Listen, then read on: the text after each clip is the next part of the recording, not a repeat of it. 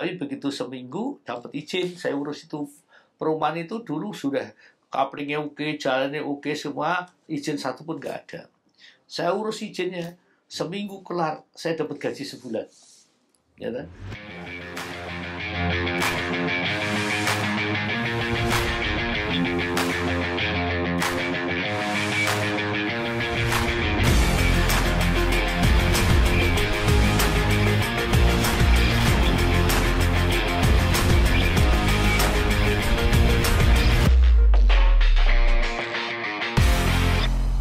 Apa kabar, Sobat Properti?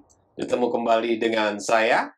Sebelah saya ada Pak Sadeni. Beliau adalah di industri properti tanah air ya, pemain lama nih. Ya. Juga owner dari Binangun Group, Pak. Gimana Pak kabarnya, Terima Pak? kasih, Sehat selalu, Pak. Alhamdulillah sehat. Nah, Pak, ditarik ke belakang nih, Pak. Ya. Ya entah 20 tahun lalu, 30 tahun lalu sebelum Bapak berada di sini, aktif di REI, di kepengurusan, terus juga ada di beberapa perusahaan lain. Kabarnya nih Pak, saya mau konfirmasi nih. Bapak tuh mau dilahirkan dari keluarga pebisnis atau gimana Pak? Oh, terima kasih. Assalamualaikum warahmatullahi wabarakatuh. Oke. Dan salam sejahtera untuk semuanya. Bahwa saya ini orang biasa, orang yang dari kampung. Ayah saya meninggal umur 2 SD. Saat Bapak kelas 2 SD? SD. Oke. Pada saat itu saya sekolah STN.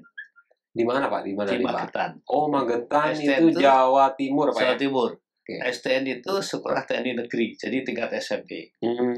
Pada saat itu karena saya anak laki satu-satunya dan ibu saya seorang janda, dilarang untuk meneruskan ke STN.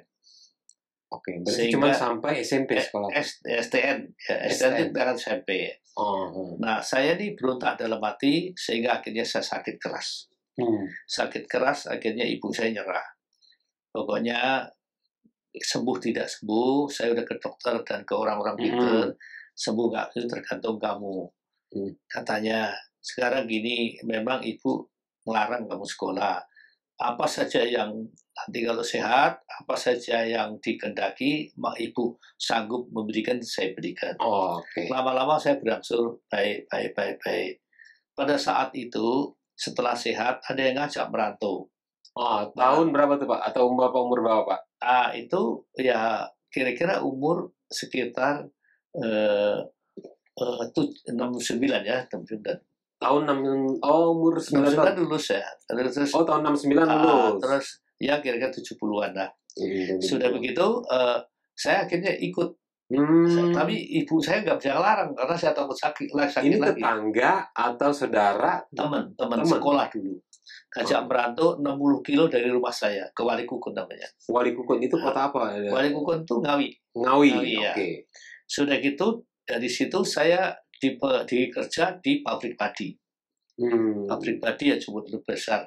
Tapi di perjalanan saya ini diangkat oleh anak dari yang punya usaha itu, pengusaha itu. Kebetulan Chinese ya, jadi saya pun diangkat anak, dispesialkan lah saya. Terus saya itu kan karena jarang keluar ya, dianggap Chinese juga. Jadi orang-orang anggap saya yuk juga gitu ya. Kenapa Pak sampai dianggap sebagai anak, diangkat jadi anak? Karena kerja Bapak bagus atau apa? Saya nggak ngerti sebenarnya. Tapi lama-lama sadar. Jadi mungkin mungkin keluarga itu kesuhu gitu ya. Karena setiap bikin apa mesti nanya saya. Jadi contohnya gali sumur. Di mana tempatnya? Oh di sini Mami. Ya di situ yang dilubangi. Bikin gudang gitu, pintunya di sini apa di sini. Saya bilang di sini. Itu yang dibikin. Nah itu sadar setelah merantau ke Jakarta itu, kenapa ya kok seperti itu? Kalau kata orang Jakarta tuh bilang mulutnya asin tuh Pak. Yang diomongin jadi. Mungkin hoki gitu lah. Pada saat itu saya lihat kanan kiri teman-teman yang nggak sekolah, yang sekolah. Akhirnya terus ke Jakarta tuh Pak. Saya tuh punya aneh. Pengolahan padi. Jadi saya harus merantau ke Jakarta. Kalau ke Jakarta atau Surabaya kemudian kan tetangga-tetangga teman-teman itu pada merantau. Pasti kota besar lah ya. Ini carilah hubungan untuk ke Jakarta. ketemu orang katanya pelaksana bangunan, saya kan mesin ya mesin. Jadi anggaplah itu saya bisa bisa baca gambar. Dan mengoperasikan mesin. Saya datang ke Jakarta sama dia dengan pamit ini membohongi dari mami angkat saya tadi, seakan-akan saya diminta sama ibu saya di rumah, padahal saya berantau ke Jakarta. Itu sampai Jakarta langsung diterima. Wah, enak banget ya kerja di Jakarta. Tahun berapa tuh Pak? Itu tahun kira-kira ya 71 lah.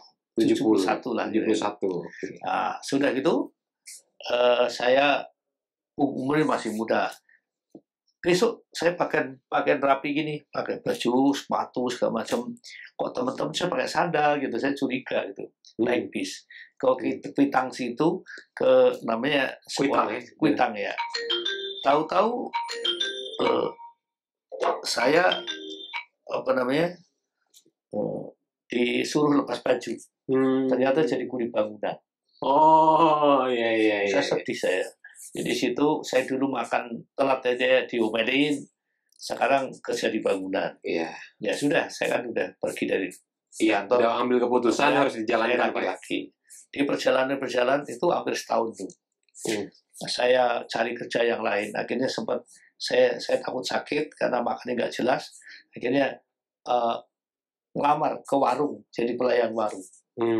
Di Pariaman, Jalan Pariaman, Manggarai ya. Nah, sudah gitu dari situ selang lama itu saudaranya montir. Karena saya bagian mesin, saya ikut montir itu. Montir akhirnya jadilah sopir. Jadi supir ngelamar, saya dapat bos juga yang baik. Saya suruh sekolah malam, SMA. Setelah SMA lulus, lama-lama saya kerja di kantor. Jadi PT Traya awalnya. Apa tuh Pak bidangnya Pak? Ini benar-benar kontraktor. Kerjaan formal nih Pak ya? Kontraktor. Oke. Kontraktor, sudah gitu pindah lagi ke PT Barapam. Di Barapam saya jadi engineer karena saya bikin mesin. Sudah gitu ada satu grup minta saya jadi direktur teknik PT Lang Laut. Saya masuk situ. Nah, kebetulan bidang pompanya ini tidak berhasil, saya suruh urusan bisnis. Dan di situ mulai bergerak, saya suruh bebasin tanah. Ada investor, bisa itu. Dari bos-bos yang lain, yang maju saya, kok yang berhasil saya? Saya tanya, kok saya yang bisa bebasin tanah ya? Udah nggak lama, di Lang Laut itu, saya... Ini ada belajarnya nggak soal bebasin lahan? Enggak juga. Ini nggak ada sekolahannya. Ya, alami aja gitu alaminya. Nah sudah begitu saya ada channel untuk kerja di Real Estate, namanya PT Permada Binujaya Bumi Taruh Permai. Saya pegawai biasa dan semua itu yang punya itu. Bapak di bagian apa tuh pertama tuh? Dulu jaga perizinan. Perizinan pun saya belum tahu apa-apa.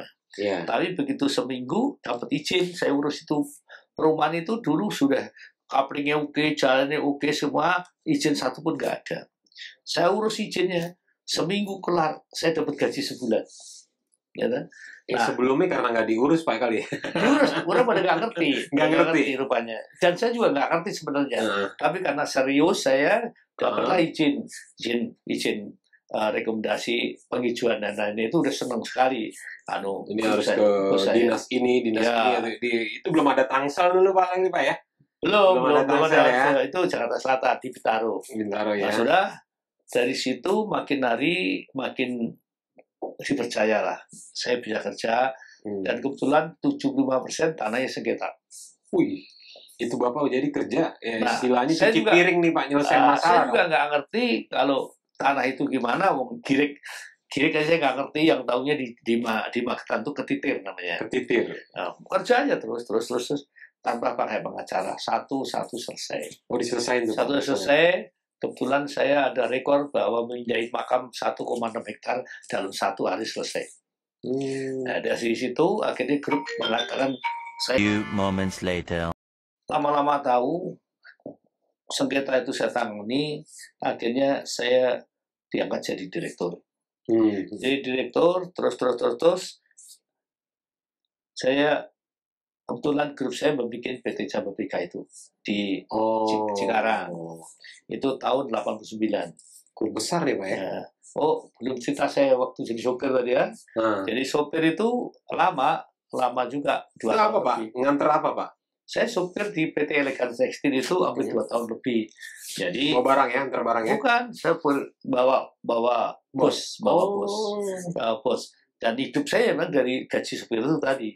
Terakhir itu 25.000, uang makan 500 perak. Itu waktu saya terakhir. Nah, itu kerja yang saya pindah ke properti nih. Bukan, pindah ke kontraktor tadi. Kontraktor tadi terus langsung ke properti. Begitu properti, saya dipercaya, nah bikin Jababeka mulai jalan, saya suruh jadi dirut di perusahaan yang kecil-kecil ini. Setelah jadi dirut dan kasih saham saya. Di Binangun? Binangun. Dulu Permada Binangun Jaya. Namanya Bulum Group itu. Nah, pada saat di Jababeka itu pun saya bebasin tanah. 60% dari seluruhnya itu saya tugaskan untuk bebasin tanah di Cikarang itu. Itu daerah masih itu. Dan kebetulan namanya kawasan industri Permada Binangun Jaya awalnya. Itu adalah pertama kali dapat izin kawasan industri dikelola oleh swasta. Ya, sehingga belum ada keputusan presiden untuk swasta, tapi udah keluar. Nah, setelah Jababeka besar-besar, tahun 98 krisis, Jababeka juga ya ada masalah. Saya ditanya, utangnya berapa? Sekian. Waduh, itu direksi rombongan nih agak takut. Udah, kalau gitu kamu beli aja. Ya, beli gimana? Nggak ada uang dan bunganya kan mahal. Ya, sudah, kamu berapa? Saya sebut, sekian bisa saya. Langsung dirubah aktenya semua jadi milik saya semua. Yang Binangun ini? Binangun. Dari mulai sengketa tanahnya, tentang semuanya, utangnya saya nanggung. Suruh nanggung saya. Akhirnya itulah pembelajaran yang dan akhirnya jadi perusahaan Bapak yang Binangun. Iya, punya saya. Dan saya ngerti tanah itu karena tanah 75% sengketa tadi. Berbagai macam menghadapi pelajaran lah itu Pak ya. Ayo, biong-biong tanah itu yang nggak karuan. Lama-lama saya ngerti tanah persis. Nah, dari situ aset-aset yang atas nama Permada Binangun Jaya itu jadi milik saya. Itulah jadi. Itu tahun berapa tuh Pak akhirnya Bapak jadi benar jadi perusahaan Bapak? 99. 98 krisis, efeknya sampai 99. 99 itu. Tapi justru Bapak malah dapat perusahaan ya? Perusahaan. Itu saya udah beli proyek di Kalimantan Timur, 100 hektar. Nah, sampai sekarang udah berapa banyak nih Pak proyek Pak? Saya alhamdulillah di Bintaro Permai masih ada sisanya. Terus Villa Permata Mas itu di Bogor, di Gunung Putri. Terus Balikpapan Regensi itu ya alhamdulillah sekarang 200 hektar, tapi saya join sama teman. Sama Grand Depok City itu saya juga ikut punya. Terus di Bali saya ada properti juga. Di Jawa Tengah juga ada. Ini karena Bapak ya jago dalam tanda kutip melakukan transaksi di pembelian tanah Pak ya. Land banknya jadi ada di mana-mana nih Pak ya. Dan kebetulan saya pernah ketipu di daerah Depok. Oh, tetap juga pernah ketipu Pak? Tipu, saya kasih uang muka, ternyata itu mafia tanah. Nah, dari ketipu itu sering ditawari tanah itu, tapi berganti-gantian yang punya. Saya penasaran, saya cari yang punya siapa sebenarnya. Oh, tetap Bapak telusuri ketemu itu ada yang punya adalah ABRI, tentara. Kenapa kok sengketa tanah itu sengketa? Nah, dengan sengketa saya pelajarin semua, saya lihat ini yang benar. Akhirnya saya kerjasama dan saya beli. Pada saat beli, sengketa banyak. Ternyata sengketanya bukan tanah, tapi sengketa adalah perusahaan. Saya disidang di Kumham segala macam. Alhamdulillah jadi milik saya. Itu sekitar 278 hektar. Nah, artinya Bapak nih memulai semua dari bekerja macam-macam, terus kerja formal. Ya. Terus ya di Binangun ini awalnya kerja. Yang Bapak tekunin ya semuanya. Jadi kalau saya karena orang kampung, apapun yang dapat kerjaan itu saya prioritaskan, itu adalah prioritas saya.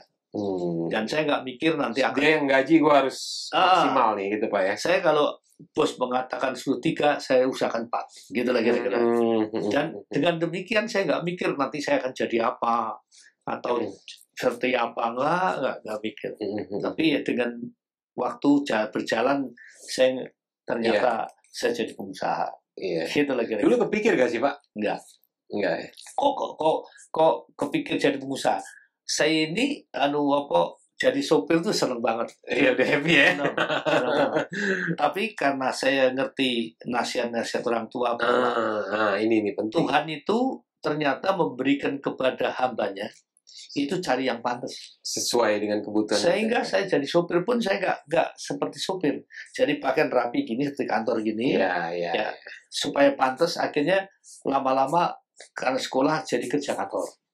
Setelah kerja kantor lama-lama meningkat. Nah, saya kuliahnya pun selesai tahun 96. Itu baru saya tanya, mau saya tanya tuh Pak, sempat kuliah nggak nih? Itu saat di mana Pak? Sempat kuliah itu sudah jadi pengusaha. Jadi sekolah tuh. Bapak udah kerja di Binangun tuh ya? Udah pengusaha, bukan kerja lagi, udah jadi usaha. Akhirnya kuliah. Sehingga ya pelajarannya ya seperti kerjaan saya sehari-hari kan. Karena ekonomi dan marketing kan seperti itu.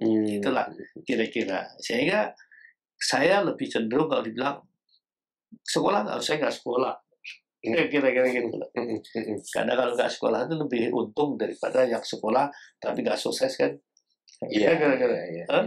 Pak, selain tadi pesan orang tua yang selalu Bapak pegang kan ya, apalagi sih Pak yang jadi hingga Bapak berada di titik sekarang ini Pak? Kalau saya simpulkan gini, banyak teman-teman yang frustasi karena keinginannya. Saya harus kaya gini. Sebenarnya itu nggak benar.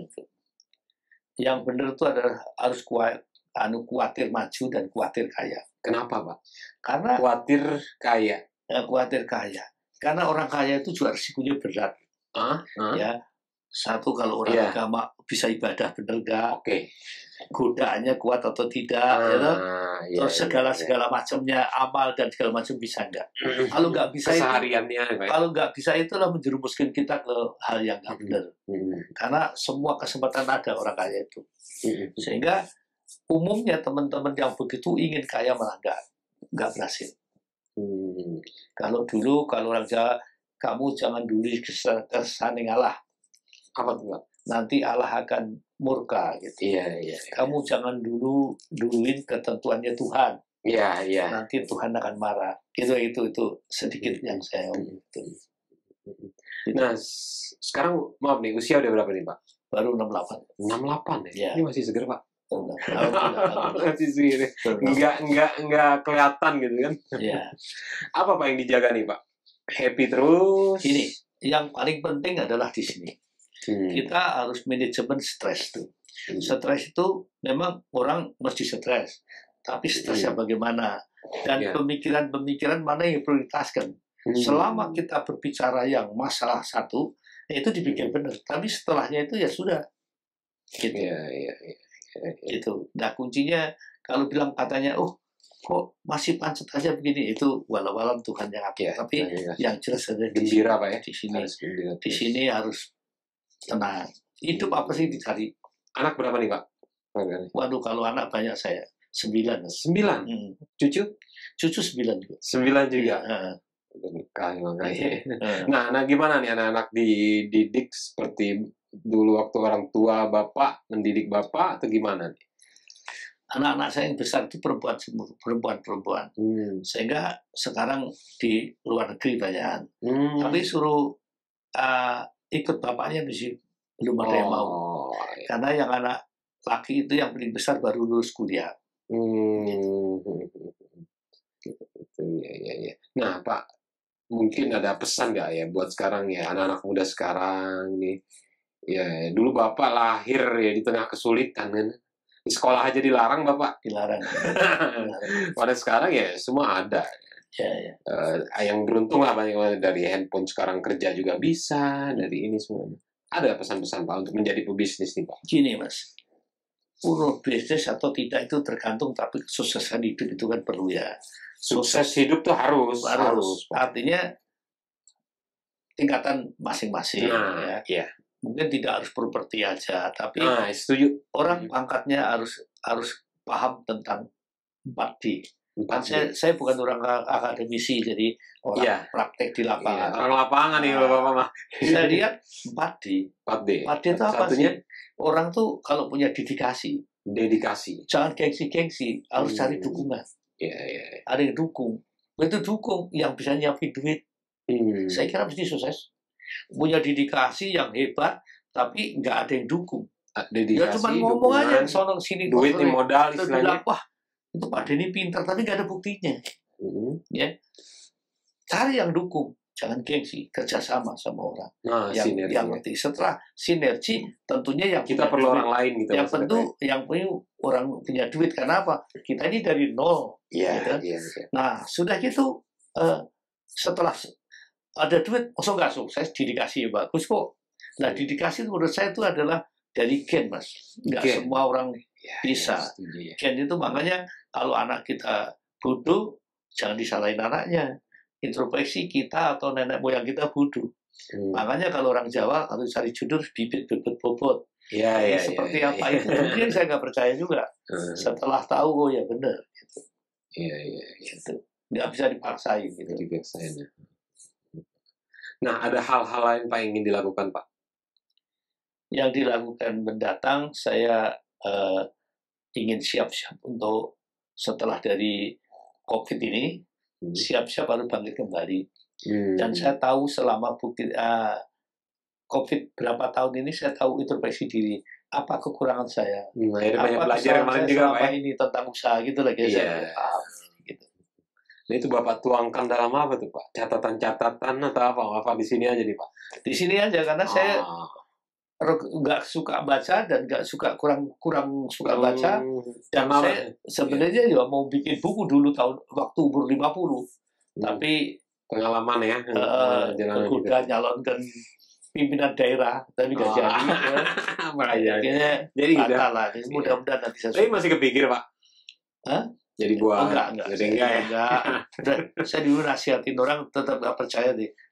Bisnis adalah bisnis. Jangan campur politik lah. Kecuali udah nggak perlu duit. Dan pilihan juga lah orang yang alam.